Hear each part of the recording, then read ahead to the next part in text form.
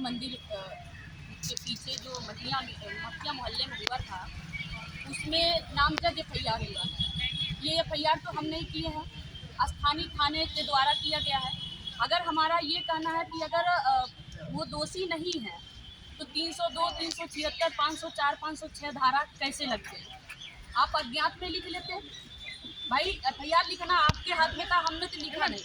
लेकिन अगर FIR आप नामजद लिखे हैं तो आप 2 ही दिन के लिए, 24 घंटे के लिए कम से कम अरेस्ट करना जरूरी था, लेकिन पुलिस ने अरेस्ट नहीं किया। उल्टे जब ये पीड़िता अपने बेटी का डेड बॉडी मांग रही थी कि हमारी बेटी रात में हम दाह संस्कार नहीं करेंगे, तो इनके पति को और इनको एक पुलिस वाले ने मारा, जिनका नाम अवधेश मिश्रा है, जो चौकी इंचार्ज है। तो इस बात को जब हम कप्तान साहब के सामने रखे हैं तो कप्तान साहब ने इसको मिस्टेक माना है। लेकिन मिस्टेक मान लेने से हम किसी को थप्पड़ मारते, अगर हम थप्पड़ मार दें, हमने तो सिर्फ प्रदर्शन की बात की, तो हमारे घर पे लगभग 100 पुलिस भेज दिया गया, नोटिस चिपका दिया गया। ये नोटिस आप लोगों के सामने है, नोटिस चिपका दिया गया। लेकिन अगर बिना किसी वजह के ये पीड़िता को पुलिस ही लाठी डंडा बरसा रही है, तो क्या उसके लिए कोई नोटिस नहीं चिपकाई जाएगी? ये मेरा सवाल है। इस माँ की बेटी खोई है और इसकी माँ की बेटी जो खोई है, बेटी के हत्यारों को फांसी दिलाने के लिए, सजा दिलाने के लिए हम मांग कर रहे हैं। मेरी यही गुनाह है। जब ये पीड़िता की सुनवाई नहीं हुई तो मैं कप्तान साहब के पास 2 बार आई, नहीं मिली। कप्तान साहब किसी मीटिंग में रहे होंगे या नहीं मिल पाई, तो मैं कवरिंग लेटर, अम्बेडकर जन मोर्चा का कवरिंग लेटर लगा करके भेजी कि साहब इसमें ये धाराएं लगे हैं, तो इसमें गिरफ्तारी चाहे इसमें कार्रवाई क्या हो रही है, हमें कोई सूचना नहीं मिला।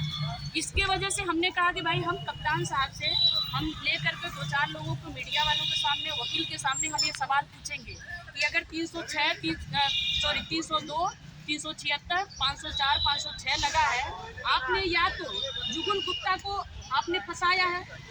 भाई दोनों तरफ से पुलिस प्रशासन सही नहीं हो सकती है, या तो उनको फंसाया है या फिर आप पीड़िता के साथ नाइंसाफी कर रहे हैं।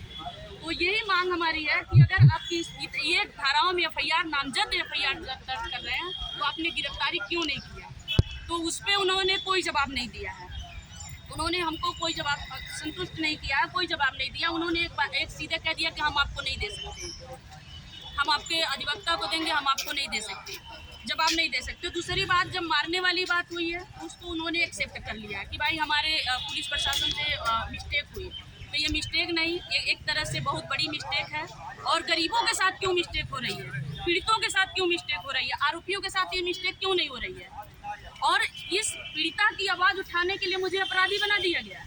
मेरे घर पे 12 बजे रात को लगभग 150 पुलिस, 100-150 लोग जाते हैं और 1 घंटे तक हमारे दरवाजे पे पीट रहे हैं, हमको बुला रहे हैं, दरवाजे पे पीट रहे हैं। मेरी बस यही गलती है कि हम इस पीड़िता के लिए मैं मांग कर रही हूँ, सवाल कर रही हूँ कि 302 क्यों लगाया गया, 376 क्यों लगाया गया।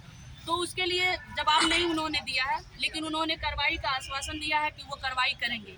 अगर वो नहीं भी करते हैं कार्रवाई, तो हम ये हाई कोर्ट लेकर जाएंगे और इस सवाल को हम हाई कोर्ट में पूछेंगे, और कहीं ना कहीं साहब को तो जवाब हाई कोर्ट में देना पड़ेगा। Thank you.